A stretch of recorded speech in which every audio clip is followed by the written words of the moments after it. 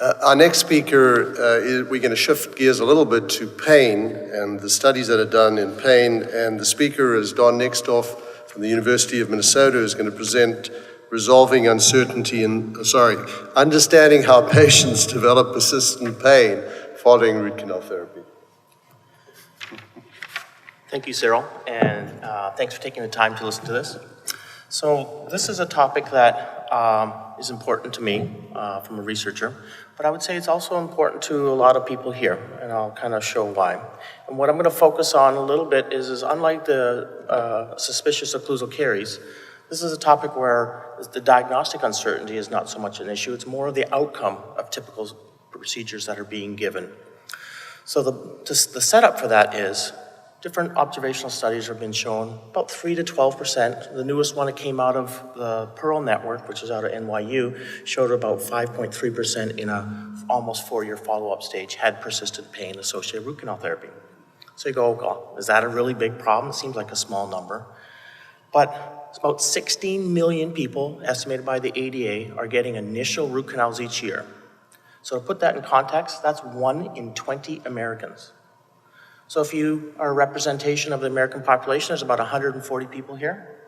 That means this lecture is important to 7 of you, because about 7 will be having root canals this year, and another 7 next year, and another, and another. And you can see where I'm kind of going to this. And another way of looking at this is dentistry provides care to a whole spectrum of people.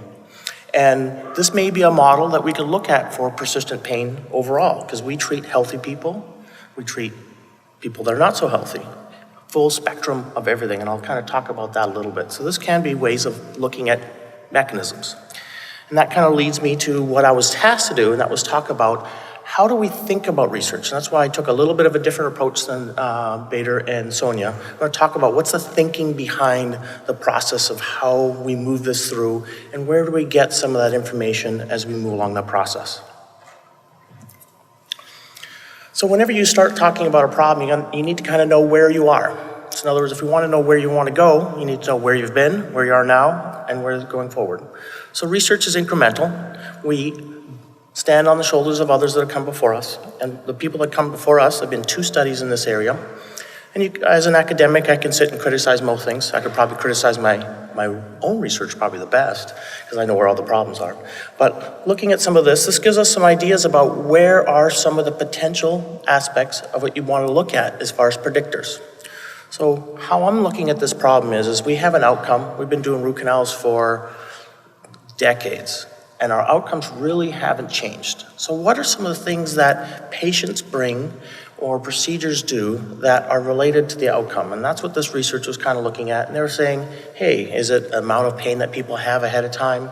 Is it because it's in pain? Do they have other problems, chronic pain problems? In other words, is their sensory system dysfunctional in general? Are they female? Maybe there's something different between females and males as it relates to pain.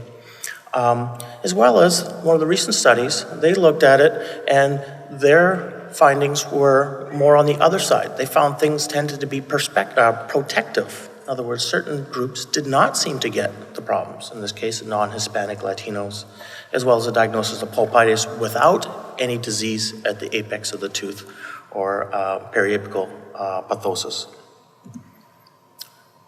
So that's kind of the background. And some of the other background is the first study. I refer to it as a pilot study that he did in the network before. And what this study had was 2 main aims.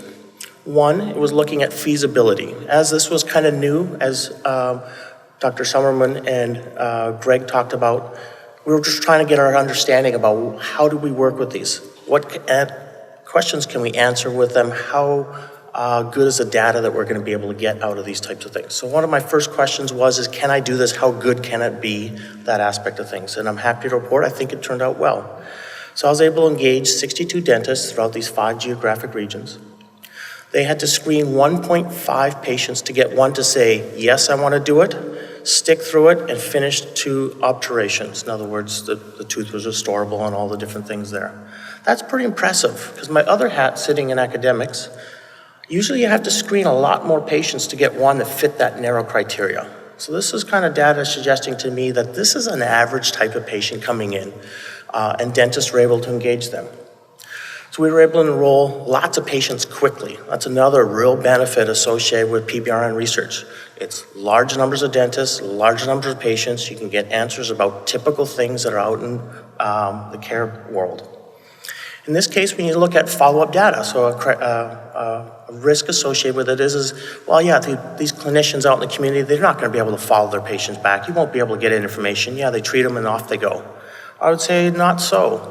We had 93% follow-up rate of data at 1 week and 92% at 6 months. So I think you can guard against some of those potential risks of where you can have bias creep into your studies by paying attention to methodology. So I think you can do that in a network. And what we found out of this, the second aim of the study, was how big is this problem that we're looking at? Because the studies before were designed retrospectively. If you look forward, maybe we'll see what we get. And we found it was 10%. And our confidence interval, in other words, how confident are we that the data is actually in that range, is 7.8 to 12.5%. So I'm fairly confident this problem is real and it's there based on this research. So the nice thing about pilot data is you get to explore that data about what does it tell you about in the next step.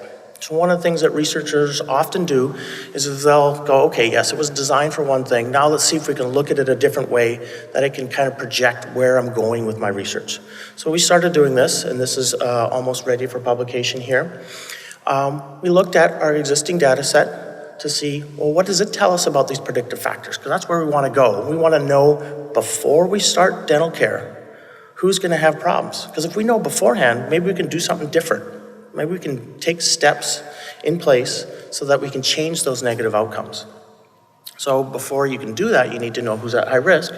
And what you do is you do some mathematical modeling called regression analysis. And what it is, the model is a mathematical representation about how the data relates to each other.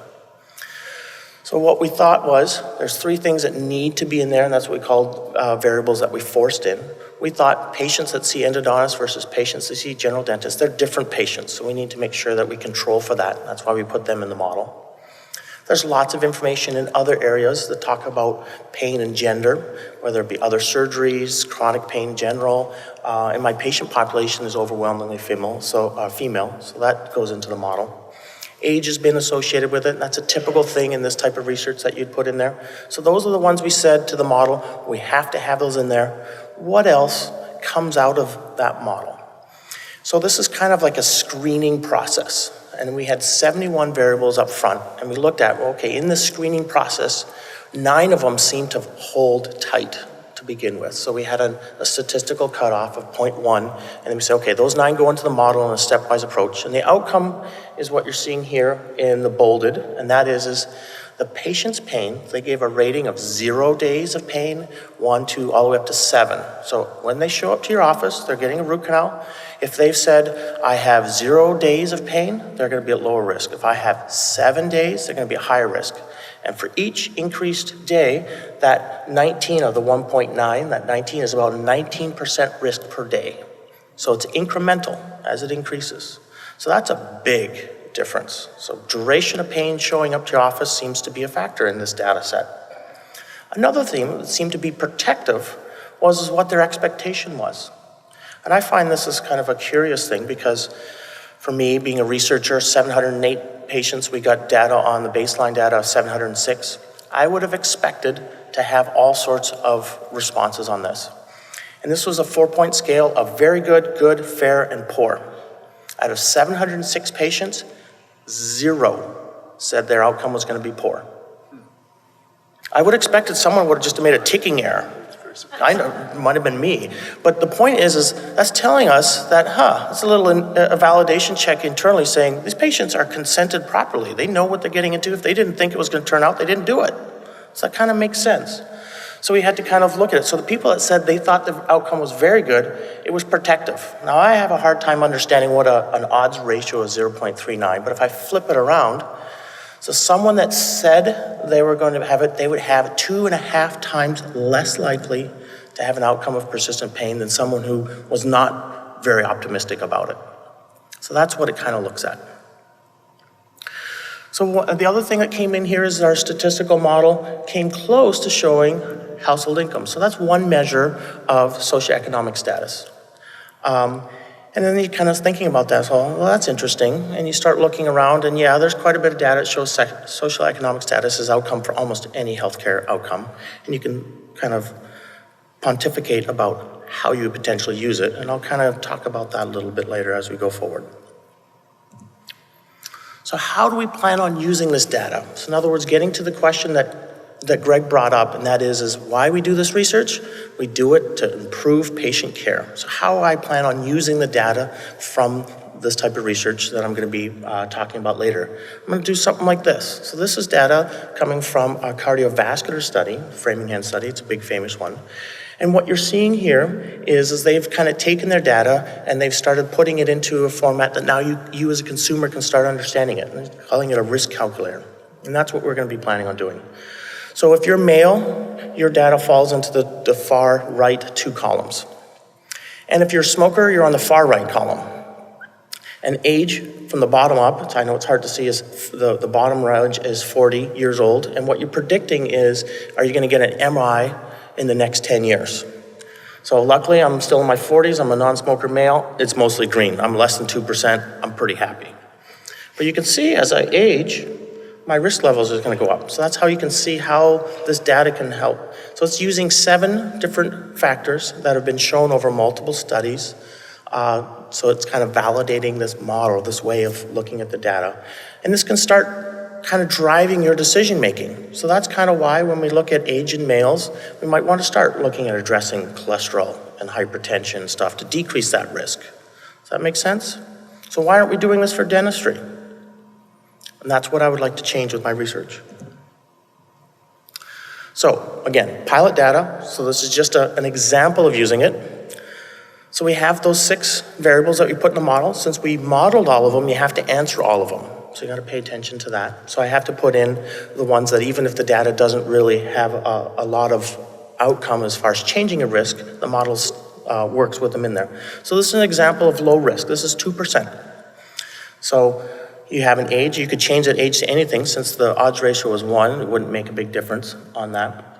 But this is a typical patient, has no pain coming in, no duration of pain, thinks the expectation is going to come out well, and household income is above $50,000. And the flip side to that, if you put the 3 risk factors that are really driving this, you can get up to almost 1/3 chance of having outcome of persistent pain. And that is they have 7 days of pain at baseline. They don't think it's going to turn out well, and social and economic measure is showing that they're on the low side. So that's kind of where I wanted to go. So where does this fit in with research and thinking? And I want to use an example of kind of how research kind of puts together. So Greg kind of gave you a continuum of types of research. I want to kind of give you a continuum of thinking about research so you can look at that. I'm going to use an example, one that you may have heard of, and that is scurvy. And whereas kind of most people will think about, maybe you'll know James Lind, but he's the one that did one of the first clinical trials. And he did it down in 1747. But the story doesn't start with him. It starts with some of the first reports in the English literature, and it was a sea captain. That sea captain reported that, hey, if I give people that, so they just open label, case report study, said, hey, if I give some lemon juice to my seamen, they didn't have any problems. So that's what James Lancaster and his other colleague, Richard Hawkins, reported.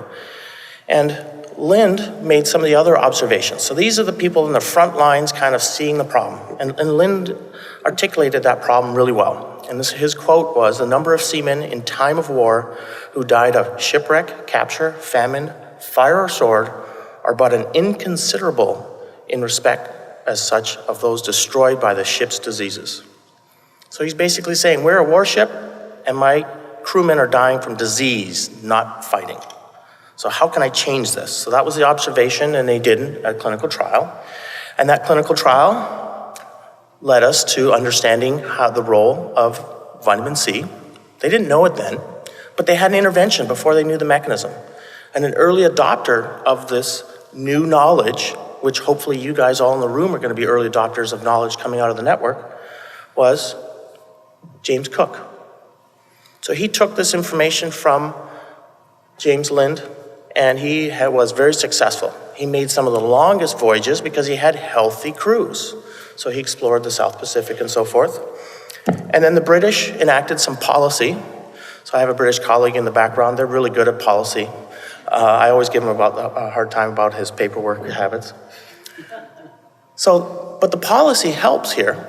Good information, you got an intervention, you're making a change, put it in policy, have a wider, broader effect. That makes sense. And then some smart people kind of figured out, well, what's going on? And then now, 336 years later, after the invention and some years later after that, scurvy really doesn't exist in society about kind of that process. So this is a continuum kind of knowledge and thinking and problem solving involving different components of things. And if you think this is not the norm, you're wrong. There's a nice article kind of reviews most of them. So even in the single disease entity type things, this is the norm. Now we're looking at more multifactorial type of diseases, and so it's a little bit more complicated about what are some of the different vectors, but this is actually what we'd expect the information to go. And I'm just gonna move down to my notes here a little bit. And one of the things is when you're down where Lancaster in the observations, you need to kind of be thinking about some of those aspects. You gotta be describing the phenomenon well. You're needing to look at what are the behaviors and associations so you can start understanding how this works when it's multifactorial.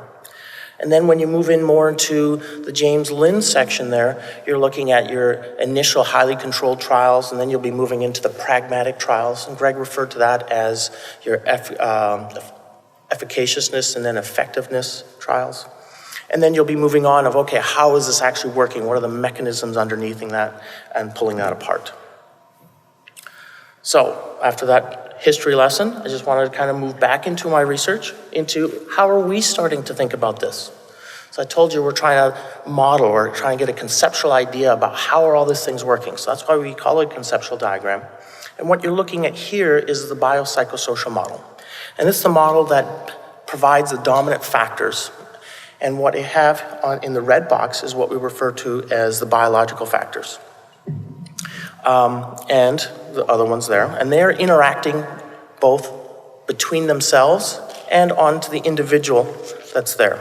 And that individual is going to be getting care, in this case, root canal therapy. That's the clinical condition that I'm looking at studying. And that clinical condition doesn't come by itself. There's disease associated with that. We know 90% of the people from the first study had a diagnosis of irreversible pulpitis or pulpal necrosis for when they got their root canal. We also knew that 76% of them had a self-report of pain in the week before. So there's already stuff going on with this person. And what you're seeing on the bottom of the slide is time. So as it's a prospective observational study, and what I mean by that is we collect information before the intervention, and then we follow them over time, and in this case, we followed them for 6 months. And what you're looking at the far right is the outcome that we're looking at. And this is a dichotomous. You either got one or the other, and we define that as either the person has no pain, and that's 90%, or the person does have pain, and that's represented at the bottom with the red, swollen, painful cheek, and that's 10% in our sample. And what the squiggly lines that are in between are actually just representations of the different factors that I said up front. So we're human beings. We're not static, we're changing over time. And I think you need to consider that when you're doing your modeling about how things change over time. So the upper red line, that first blip, this is representation of surgical injury associated with treatment that was provided. So you're gonna have different biological factors that are gonna probably be expressed at that time. And in the bottom, you're seeing social factors. Those are the ones that are thought to be fairly continuous. So the biological factors, most people understand them well, inflammation, pain, and that aspect of things. And examples of the psychosocial variables are depression, anxiety, catastrophizing. And this is why we call it a conceptual model, because we really don't know how all these different factors interrelate to each other. So we know they're kind of there, but we don't have a good understanding. We haven't done enough research to kind of say, well, yes, one comes before the other. So when we're thinking of pain, does pain cause fear or does fear cause pain? We know they interact, so we haven't teased that apart yet. This is where we need to go to our behavioral colleagues in clinical observations to tease some of them out to make that conceptual model a little tighter to represent what's going on. When you move into the social realm, you're looking at things like household income, education, marital status. An example of one here is gender. So I would argue that gender should be in here too.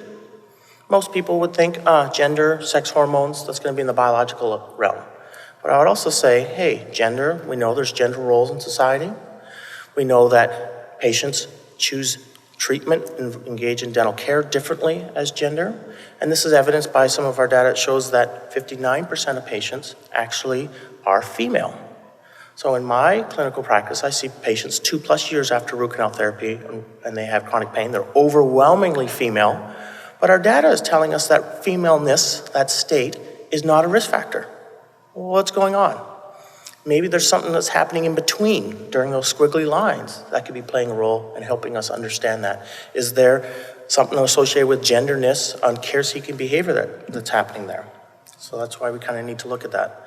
So to kind of tie this conceptual diagram together is we get information preoperatively, we get information by treatment and intraoperatively, we pay attention to what's happening afterwards so that we can then predict what the outcome is, and hopefully we can do things to have that outcome to be a happy outcome in the future. So what we're planning to do is a study to look at predictors. We're calling it the PREDICT study. Surprise, surprise, I'm not very, making it really easy so I can remember what my study name is. And we're planning on starting at 2016. And when I wrote it kind of in a PICO format to kind of get you some an idea. So we're gonna go like the cardiac studies, we need lots of people. So that's why I'm interacting with the network, because they have lots of members that are doing dentistry. I have access to lots of patients. I want my data to represent what the average is out there. And they're gonna be doing, like they typically would, root canal therapy. And we're not asking them to change anything, we're just gonna watch what happens with that. And then we're going to look at developing a model on the backside about who gets severe postoperative pain, which is 7 out of 10 or greater in the intensity scale, and that's 20% in the pilot study, and who gets persistent pain, and we're looking at 1 year for that. And the idea there is we can kind of model it to try and understand that so we can get a risk calculator. We also can then look at some of our identifying factors of what's happening, how do things change along that pathway, so that we can intervene, maybe before, during, or immediately after. And there's some also practical aspects of things. We can economize our care. If we know who's at risk, we can then design our studies to look going forward. On our table, Dr. Eli Eliev's going to talk about some questions about, well, can we predict things from doing sensory testing? Well, now if you know who's at risk, you can pick the two groups and you can have an efficient study design to actually look at diagnostic tests in that aspect of things. So there's many utilities of why you would want to do this type of observational research. And with that, I want to thank a whole lot of people. As you can see, it takes a lot of people, and I want to thank Greg for heading this up, and NIDCR for funding it, and all the people doing the hard work on the ground, interacting with the clinicians and patients. Thank you.